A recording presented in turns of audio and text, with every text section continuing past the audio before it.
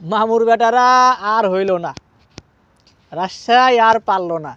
যেই পিচে রান হয় 200, সেই পিচে মাত্র 169 রান, এটা কিছুই না। আর বরিশালের যে স্কোয়াড, এই স্কোয়াডের কাছে এই রান আসলেই কিছু না, যেখানে ন্যাশনাল টিমের প্রত্যেকটা প্লেয়ার, এমনকি শাহিন শাহ আফ্রিদি থেকে শুরু করে কায়েল মায়েস, দামি দামি সব খেলোয়াড়, সেইখানে রাজশাহী মাত্র 169 রান।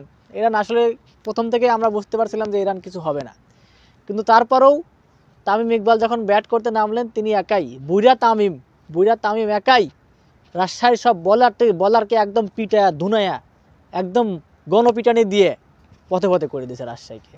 রাজশাহী সুন্দর করে ম্যাচটা হেরে গেল। এর আগের ম্যাচেও বরিশালের সাথে 200 করছিল, 200 করেও কোনো খাওয়া পাইল না। এই ম্যাচেও আমরা 169 রান রাজশাহী করে কোনো খাওয়া নাই।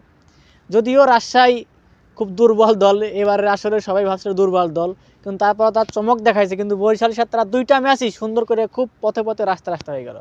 এদিকে তামিম 86 রান অপরাজিত, এরপরে মুশফিকুর রহিম 34 রান অপরাজিত, এরপরে কায়েল মায়েস থেকে শুরু করে আর তাহিদ হৃদয়রা, তারা 2জন রান পায় নাই, কিন্তু তারা 2জন মিলে, মুশফিকুর রহিম আর তামিম ইকবাল 2জন মিলে ম্যাচটা সুন্দর করে শেষ করে দিছে বরিশালের পক্ষে। Just Barishal outstanding. বরিশাল যে কাপ নেওয়ার জন্য টিম বানাইছে, তার প্রমাণ কিন্তু বারবার তারা রাখতেছে। তাদের টিমটা একবার দেখেন।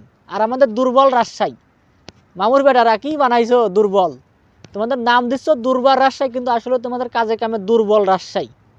তাও যে ভালো খেলতেছে টিমটা, এটা সুক্রিয়া করা উচিত যে ভালো খেলতেছে। যে দুর্বল রাজশাহী হিসাবে যেসব মানে কোন প্লেয়ারে বেরিয়েছে, এই কি মোজো না কি একদম বলার, মানে বলিং করে কেউ চেনেই না। আলাউদ্দিন বাবু সব বুড়া কি সব প্লেয়ার, মানে এইসব প্লেয়ার কি চলে? হ্যাঁ, যেসব প্লেয়ার চলে না সেসব প্লেয়ারগুলো নিয়ে আসে রাজশাহীর ভিতরে রেখে দিয়েছে। এগুলো কোনো প্লেয়ার হইলো? এসব প্লেয়ার দিয়ে খেলাচ্ছে, টিম খেলাচ্ছে বিপিএলে, তো হারবেই তো।